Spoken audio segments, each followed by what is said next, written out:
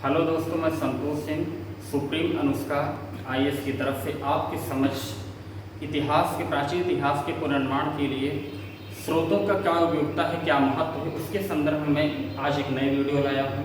इसके पहले मैं प्राचीन इतिहास के पुनर्निर्माण के लिए साहित्यिक स्रोतों के क्या महत्व है, क्या उपयोगिता है, क्या सीमाएँ हैं, इस चीज़ की चर्चा मैं पिछले वीडियो में कर चुका हूँ। जो व्यूअर इनको न देखे हों वो मेरे लिंक पे जाकर इस साहित्यिक पिछले वीडियो को देख सकते हैं। आज का मेरा नया टॉपिक है प्राचीन इतिहास के पुनर्निर्माण में पुरातात्विक स्रोतों की उपयोगिता, महत्व और इनकी सीमाएं।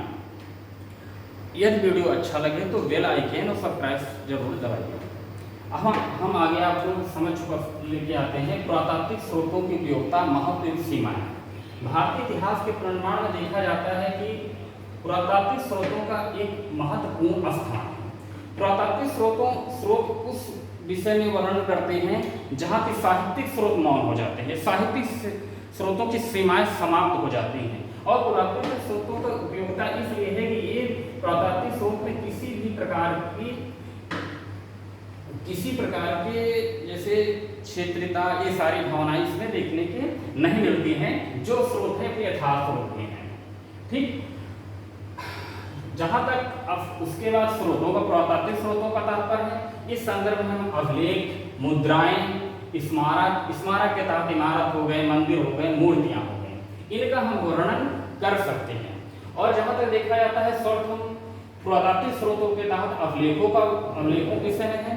तो अभिलेख क्या है कि इन अभिलेखों की रचना विभिन्न कालों में, विभिन्न वंश कालों में पत्थरों पर स्मारक हो गए, स्तंभ हो गए, ताम्र मुद्राएं हो गए, ताम्र पत्र हो गए, मूर्तियां हो गई और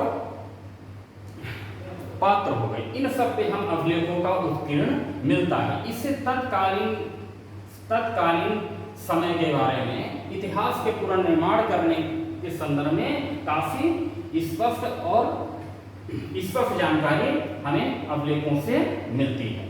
भारतीय पृष्ठभूमि में देखते हैं कि सर्वप्रथम अभिलेखों के संदर्भ में जो हमें जानकारी मिलती है वो बोगजघोरी अभिलेख है, कि जो कि मध्य एशिया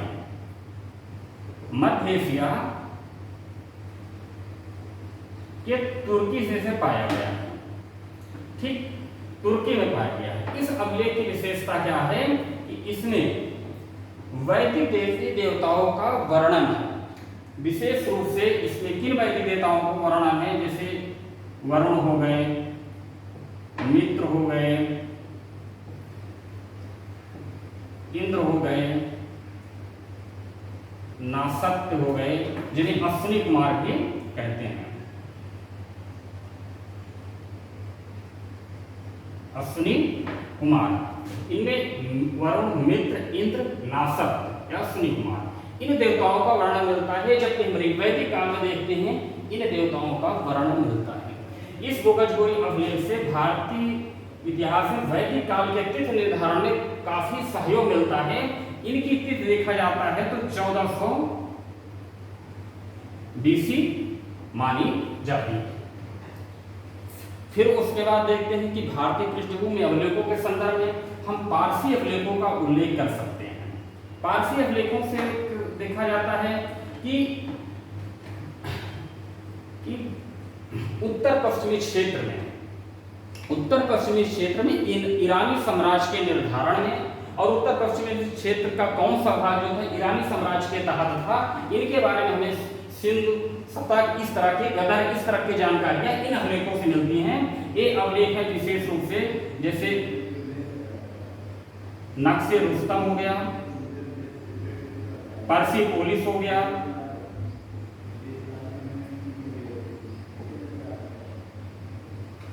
और बेहिस्तून हो गया। ये तीनों हैं दारा प्रथम के इन अभिलेखों से ये हमें जानकारी मिलती है कि ईरानी साम्राज्य जो है भारत उत्तर पश्चिमी क्षेत्र में सिंधु गदर और सतक, इन क्षेत्रों में उत्तर पश्चिमी सिंध क्षेत्र में ईरानी साम्राज्य का अधिपति दारा प्रथम के शासनकाल में हो गया था। इनसे हमें ये जानकारी मिलती है। और उसके बाद भारतीय पृष्ठभूमि में देखते हैं जो वास्तविक रूप में अभिलेख हमारे सामने आते हैं वो अशोक के अभिलेख हैं, जो कि एक नए सिरे से नए ढंग से भारतीय पृष्ठभूमि में इतिहास के पुनर्निर्धारण में अपनी महत्वपूर्ण भूमिका निभाते हैं। अशोक के अभिलेख हैं। अशोक के अभिलेखों से देखते हैं किस प्रकार की जानकारी मिलती है। जैसे क्या होता है, साम्राज्य सीमा,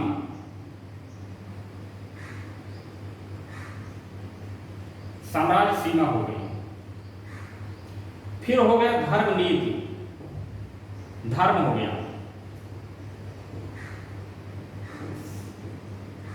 फिर हो गया शासन नीति। हम अशोक के देखते हैं कि जो स्तंभ अशोक के पाए जाते हैं, जैसे स्तंभ पाए जाते हैं, स्तंभ लेख, शिलालेख, लघु शिलालेख, 3 प्रकार के इनके लेख पाए जाते हैं, जिनसे हमें साम्राज्य सीमा का पता चलता है। कि एक क्वेश्चन आता है कि साम्राज्य सीमा कि मौर्यों के अभिलेखों के आधार पर मौर्यों का साम्राज्य सीमा का निर्धारण कीजिए। एक प्रश्न बनता है जो कि अभिलेखों के आधार पर अशोक के साम्राज्य सीमा का निर्धारण किया जाता है या मौर्य साम्राज्य की सीमा का निर्धारण किया जाता है। आगे देखते हैं कि अशोक बौद्ध धर्म का अनुयायी था, ठीक। और बौद्ध धर्म के बारे में देखते हैं कि बौद्ध धर्म के बारे में, आजीविकों के बारे में, जैसे बराबर में कर चौपड़ हो गया, लोमस ऋषि हो गया, इस प्रकार के जो गुहा विहारों का निर्माण किया जाता है वो आजीविकों के बारे में किया जाता है। इसके बारे अन्य धर्मों के बारे में हमें उनके प्रति सहिष्णुता के भाव को जो दिखाया गया है इन्हीं अभिलेखों से हमें प्राप्त होता है। अब विशेष रूप से अभिलेखों में देखते हैं बौद्ध धर्म के प्रचार प्रसार, उनके प्रति उनका जो उत्तरदायित्व था, जो इस संदर्भ में अशोक के अभिलेखों से हमें जानकारी मिलती है। अब दूसरी तरफ देखते हैं अशोक की शासन नीति। अशोक की प्रशासनिक व्यवस्था का देखते हैं वर्णन अभिलेखों में मिलता है कि अशोक का जनता के प्रति किस प्रकार की नीति थी, लोक कल्याणकारी की नीति थी। अशोक 5वें अभिलेखों में कहता है या प्रथम प्रथालेख में कहता है कि मेरा जो जनता के प्रति जो व्यवहार है पुत्र व्यवहार, मेरे पुत्र तुल्य हैं। इसी प्रकार हम देखते हैं 5वें अभिलेख में देखते हैं या अन्य जगह देखते हैं कि वो हर समय जो है अपने राजदूतों से या अन्य कर्मचारियों से कहता है कि किसी समय जनता की समस्याओं को लेकर उससे मुलाकात कर सकते हैं। इस चीज की जानकारी हमें उसके शासन नीति के संदर्भ में जानकारी हमें अशोक के अभिलेखों से देखने को मिलती है। अभिलेख अब आते हैं कि अशोक के बाद देखते हैं कि अभिलेखों की परंपरा इस निष्पक्ष ढंग से समाप्त होती है। प्रशस्तियों का कुछ आता है। प्रशस्तियां वो हैं कि जो राजाओं के संरक्षण में लेखकों द्वारा, आश्रयदाताओं द्वारा उनकी प्रशंसा में लिखे गए। इसमें ऐतिहासिक और अतिशयोक्त दोनों कथानकों का इसमें समन्वय मिलता है। लेकिन यदि देखा जाए तो सही ढंग से अगर इनको देखा जाए तो इनसे ऐतिहासिक वृत्तियां भी निकल के सामने आती हैं। सर्वप्रथम हम प्रयाग प्रशस्त के लोग ले सकते हैं जो कि अशोक के अभिलेख से जुड़ा हुआ है। ये प्रारंभ में कौशाम्बी में था, पुनः अकबर द्वारा इसे इलाहाबाद के प्रयाग के किले में रखवाया गया। तो इसके पहले इसमें अशोक का अभिलेख भी खुदा हुआ है। प्रयाग प्रशस्त की रचना कौन करता है? संत विग्रह सचिव, संत विग्रह सचिव हरसिंह। संत विग्रह सचिव हरसिंह क्या होता है कि इसकी प्रयाग प्रशस्त की रचना करता है, ठीक। प्रयाग प्रशस्त क्या मिलता है? प्रयाग प्रशस्त से देखते हैं कि समुद्रगुप्त के विजय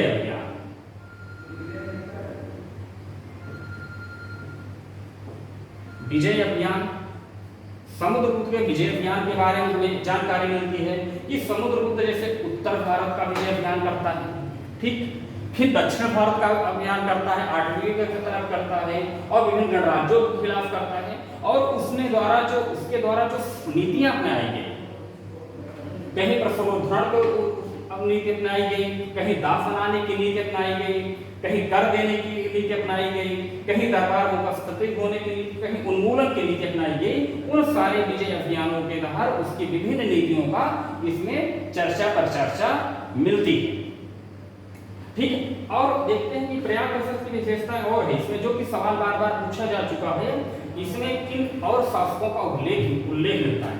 हमें इसमें अकबर, बीरबल, जहांगीर का भी लेख मिलता है। और इस अभिलेख की प्रशस्त की विशेषता है कि चंपू शैली में लिखा गया पहला है। चंपू शैली अर्थात गद्य और पद्य दोनों का मिश्रण से लिखा गया पर्याप्त प्रशस्त पहली रचना है। इसी प्रकार से हम फिर आते हैं एहोल। एहोल जो कि चालुक्य शासन पुलकेशिन द्वितीय के विषय में वर्णन करता है और इसके रचयिता कवि कीर्त है, रवि कीर्त, सॉरी। एहोल पुलकेशिन द्वितीय, इसके रचयिता कवि कीर्त है। ठीक, पुलकेशिन एहोल के रचयिता पुलकेशिन सेकंड से संबंधित है जो कि चालुक्य वंश से था, वातापी के चालुक्य वंश, ठीक, बदामी चालुक्य वंश। और देखते हैं इसके रचयिता रवि कीर्त है। इस अभिलेख से हमें पुलकेशिन द्वितीय हर्ष के संघर्ष युद्ध के बारे में विषय में हमें जानकारी मिलती है। जिस प्रकार हर्ष दक्षिण भारत से उत्तर भारत से विस्तार करते हैं, दक्षिण भारत में प्रवेश करता है, और उसी प्रकार पुलकेशिन दक्षिण भारत से उत्तर भारत में प्रयास करता है। और इसी के दौरान तुंगभद्रा तट पे क्या होता है, तुंगभद्रा नदी के तट पे पुलकेशिन और हर्ष में युद्ध होता है, और जिसे हर्ष क्या होता है, पराजित होता है, जिसका वर्णन हमें एहोल अभिलेख से मिलता है। यह सवाल पूछा गया है कि एहोल अभिलेख किसका है, पुलकेशिन का है, और इसके रचयिता कौन है, कवि कीर्त है। और इसमें एक सवाल और पूछा गया है कि किसी से देखा जा सकता है कि कौन सा ऐसा मतलब अभिलेख का लेखक है कि जो लिखने के बाद अपने आप को कहता है कि हम कालिदास और भारवी के समतुल्य हो गए, कालिदास और भारवी के समतुल्य।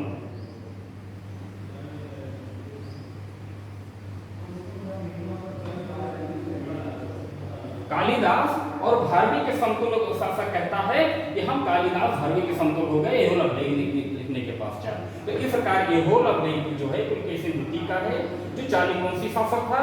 इसके रचयिता रवि कीर्त हैं, जिससे कालिदास और भारवी अपने आप को समतुल्य बताता है लिखने के पश्चात। और ये चीज कहता है कि जो एहोल अभिलेख है इससे हर्ष पुलकेशिन के युद्ध के विषय में पता चलता है, और जिसे हर्ष क्या होता है, पुलकेशिन द्वितीय द्वारा पराजित होता है। और फिर हम आगे आते हैं ग्वालियर। एक प्रतिहार शासक भोज,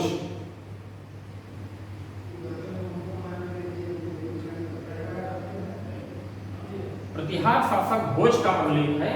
प्रतिहार शासक भोज का अभिलेख है जिसमें प्रतिहार वंश के बारे में विशद जानकारी मिलती है, और ग्वालियर अभिलेख प्रतिहार वंश के बारे में जानकारी का एक महत्वपूर्ण स्रोत है। हम उसके बाद देखते हैं कि उत्तर मेरूर अभिलेख आ जाते हैं।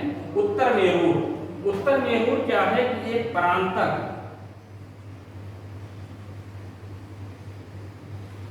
उत्तर मेरूर अभिलेख चोल शासक प्रांतक प्रथम का अभिलेख है। इस अभिलेख की सबसे महत्वपूर्ण विशेषता है कि चोल वंश का एक सबसे बड़ी महत्वपूर्ण विशेषता थी स्थानीय प्रशासन का विकास। स्थानीय प्रशासन का विकास, तो स्थानीय प्रशासन के विकास में देखते हैं कि उत्तर मेरूर अभिलेख में सर्वप्रथम चोल काल में जो स्थानीय सभा नगरम इस तरह के जो विकास होता है उत्तर मेरूर का चोल काल में, उसकी जानकारी हमें उत्तर मेरूर अभिलेख से मिलती है, जो कि प्रांतक चोल शासक प्रांतक प्रथम का है। इसकी ये विशेषता है। तो ये सवाल अगर कभी पूछा जाए कि चोल उत्तर मेरूर अभिलेख किसका है, प्रांतक प्रथम का है। चोल काल के स्थानीय शासन के विषय में जानकारी सर्वप्रथम कहां से प्राप्त होती है, प्रांतक प्रथम के उत्तर मेरूर अभिलेख से। हम फिर आगे आते हैं शक शासक रुद्रदामन का जूनागढ़ अभिलेख। जूनागढ़ अभिलेख एक महत्वपूर्ण अभिलेख है। इसकी विशेषता है कि संस्कृत भाषा में लिखा गया प्रथम अभिलेख है, जो कि संस्कृत भाषा में, विशुद्ध संस्कृत भाषा में लिखा गया है, जूनागढ़ अभिलेख। इसमें हमें क्या होता है कि रुद्रदामन, जूनागढ़ रुद्रदामन के विषय में, शक शासक रुद्रदामन के विषय में हमें इससे जानकारी प्राप्त होती है। ठीक, इसके अलावा देखते हैं कि इसमें हमें मौर्य के विषय में जानकारी मिलती है। मौर्यों के विषय में जैसे अशोक हो गया, चंद्रगुप्त मौर्य हो गया, जूनागढ़ अभिलेख से जानकारी मिलती है। विष्णु की मूर्ति के रूप में पूजा की जाती थी, इसकी जानकारी हमें जूनागढ़ अभिलेख से मिलती है। और उसके बाद देखते हैं कि चंद्रगुप्त मौर्य और और जो जूनागढ़ अभिलेख वहाँ पे झील का निर्माण करवाया जाता है, जो कि रुद्रदामन भी कराया, उस झील के बारे में भी वर्णन मिलता है कि जो झील समुद्रगुप्त के समय चंद रुद्रदामन के समय में टूट गई थी और किसी प्रकार का कर जनता ने लगाया नहीं, दिष्ट बेगार जैसे कर को लगाया बिना उसका उस झील का पुनर्निर्माण किया जो सिंचाई के कार्यों में प्रयुक्त होती है। ठीक, हम अब आगे आते हैं हेलियोडोरस का वेशनगर या विदिशा का अभिलेख। हेलियोडोरस क्या था कि एंटियालकीड्स जो था प्रथम था, ठीक है, एंटियालकीड्स थे,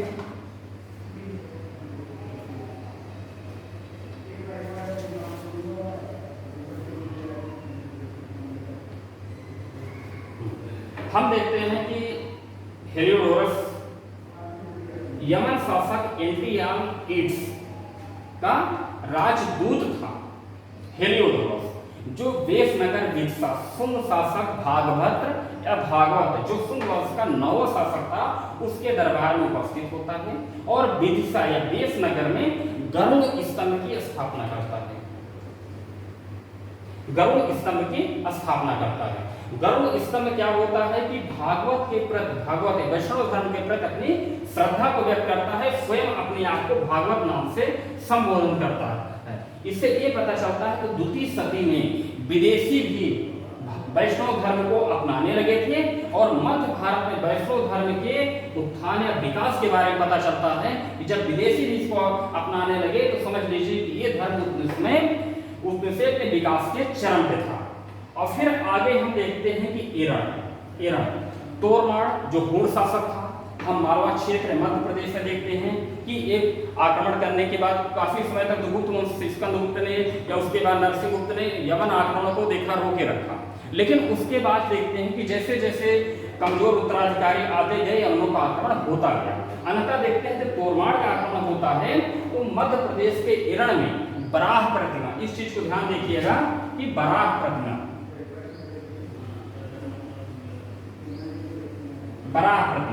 बराह प्रतिमा पे इसका उत्प्रेरण मिलता है। जैसे हुण शासक तोरमाड़ के विषय में जानकारी मिलती है और इन अभिलेखों के उत्प्रेरण से लगता है कि मध्य प्रदेश के जो मालवा क्षेत्र था उस पर हुणों का आधिपत्य हो चुका था। और एक चीज की जानकारी ये मिलती है कि हुण भी बराह प्रतिमा के उत्कीर्ण का मतलब है कि वैष्णव धर्म से प्रभावित थे। ठीक, हम इस प्रकार से अभिलेखों के बारे में एक विस्तृत जानकारी ले लेते हैं और देखा जाता है कि इन सारे अभिलेखों से क्वेश्चन प्राय बने हैं, आए हैं। देखा जाता है बोगजहुई अभिलेख से भी प्राय क्वेश्चन बना है कि कहाँ से पाया गया, मध्य एशिया पाया गया, मध्य एशिया तुर्की पाया गया है।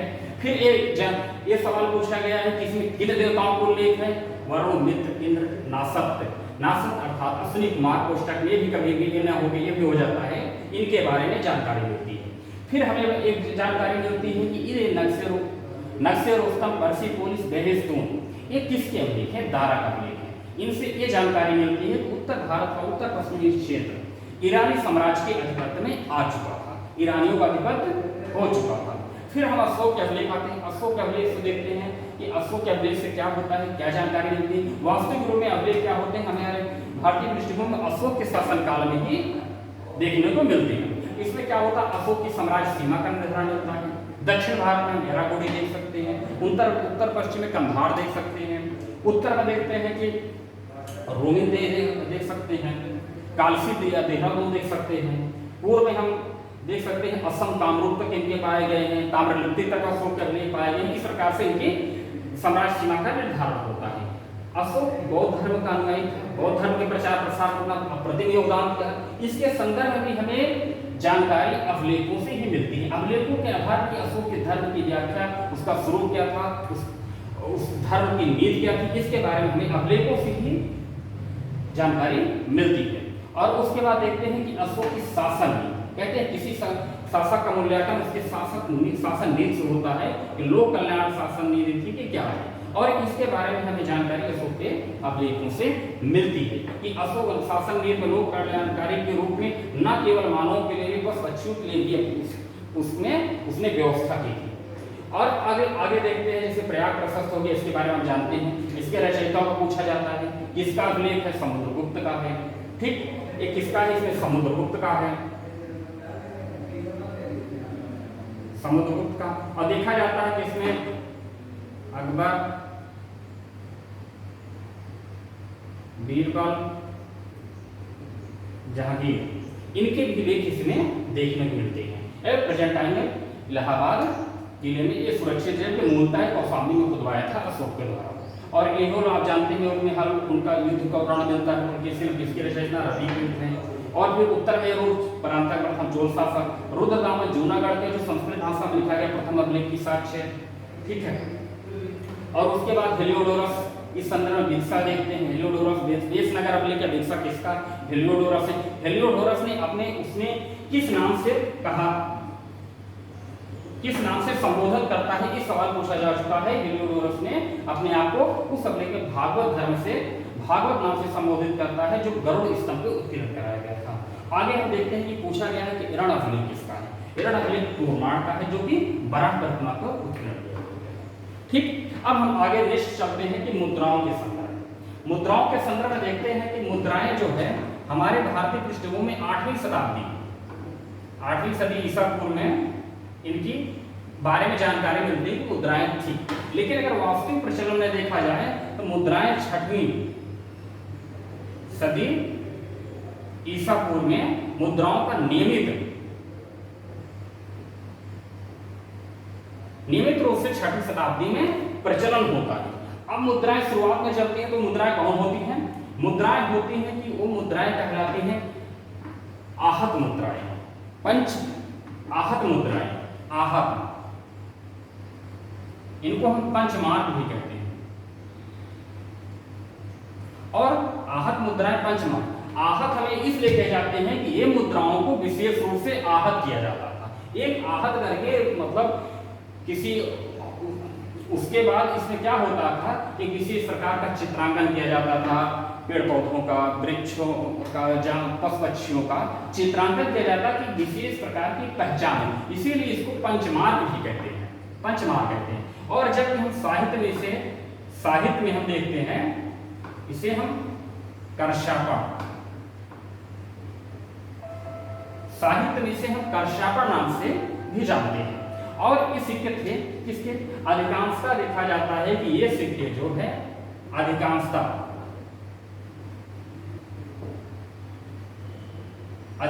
ये सिक्के जो थे हमें चांदी के देखने मिलते हैं। किसके मिलते हैं?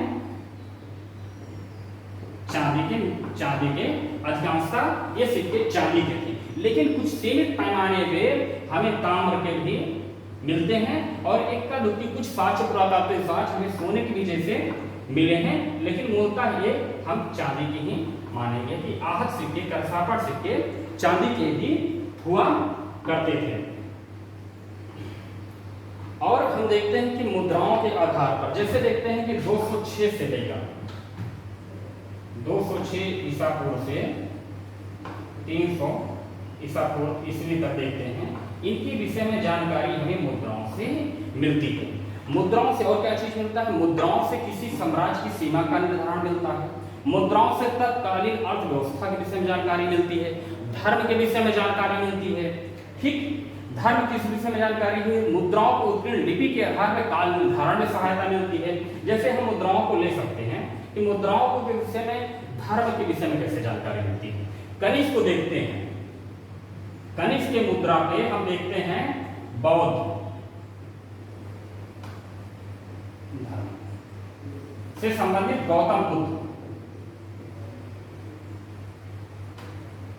गौतम बुद्ध का उत्कीर्ण किया गया है। इससे एक निष्कर्ष निकलता है कि कनिष्क जो है बौद्ध धर्म का अनुयायी था, गौतम बुद्ध के। इसके पश्चात देखते हैं किसी काल में जब भूरिष्ठ आते हैं, वासुदेव आते हैं, उनके शंकर शिव इस तरह का उत्कीर्ण मिलता है। हम आगे देखते हैं कि डेमेट्रियस आते हैं, शिव नंदी का उल्लेख मिलता है, सौर धर्म को इससे पता चलता है, ठीक।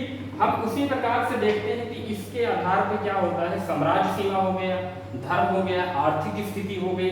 और उसके बाद देखते हैं कि जैसे हम पाते हैं कि शासकों को हम देखते हैं कि एक मुद्रा पे समुद्रगुप्त और कुमारगुप्त, अश्वमेध शैली की मुद्रा, अश्वमेध शैली, अश्वमेध, ये समुद्रगुप्त,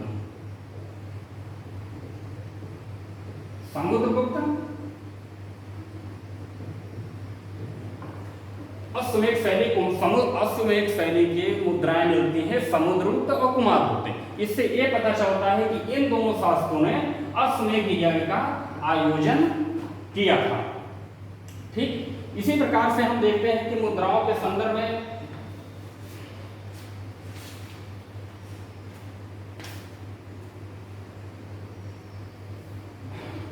हम देखते हैं कि मालवा हो गए, योद्धे हो गए, मालवा, योद्धे, पंचाल, मित्रवंशी आदि गणराज्यों के विषय में भी हमें मुद्राओं से ही जानकारी मिलती है।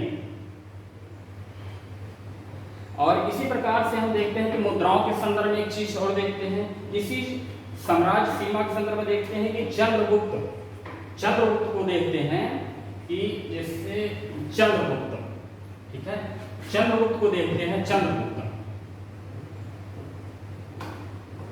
व्याघ्र शैली,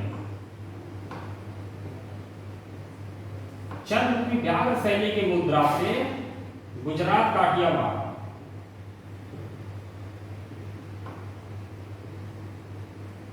चंद्रगुप्त की व्याघ्र शैली से गुजरात काठियावाड़ की विजय का हमें प्रमाण मिलता है। क्योंकि चंद्रगुप्त के द्वारा क्या होता है कि यहाँ शकों को पराजित किया जाता है, शकों को पराजित किया है, रुद्र तृतीय जो अंतिम रूप से पराजित होता है, शकों का उन्मूलन किया जाता है और वहां पे प्रचलित चांदी की सिक्कों को चंद्रगुप्त द्वारा पुनर्अंकित किया जाता है, विक्रमादित्य और शक की उपाधि धारण किया जाता है। ये व्याघ्र शैली के सिक्कों से पता चलता है उत्तर पश्चिमी क्षेत्र में इसके द्वारा। इसी प्रकार से हम देखते हैं कि गौतमीपुत्र सातकर्णी आते हैं, उनके मुद्रा पे गौतमीपुत्र सातकर्णी आते हैं, सातकर्णी जलपोत समुद्र में, गौतमीपुत्र के सातकर्णी के मुद्रा पे हमें जलपोत का अंकन मिलता है। इससे हमें यह स्पष्ट होता है कि उसकी साम्राज्य सीमा समुद्र तक विस्तृत थी।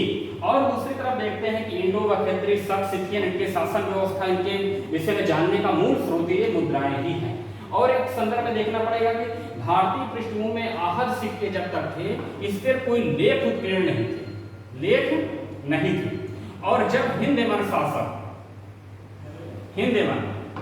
हिंदयवन शासकों का आगमन होता है तो भारत में मुद्राएं क्या होती हैं, लेख युक्त होने लगी, सुडौल होने लगी और सुंदर होने लगी, और भारी पैमाने पे सोने का सिक्का को निर्गत कराया गया। और फिर आगे देखते हैं कुषाण काल, गुप्त काल। तो इन सोने के सिक्के, तांबे के सिक्कों को प्रचलन से क्या होता है कि अर्थव्यवस्था मौद्रिक रूप से उन्मुख होती है।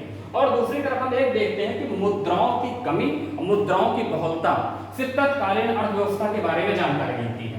हम देखते हैं पूर्व मध्यकाल के दो सेक्टर, फर्स्ट सेकंड।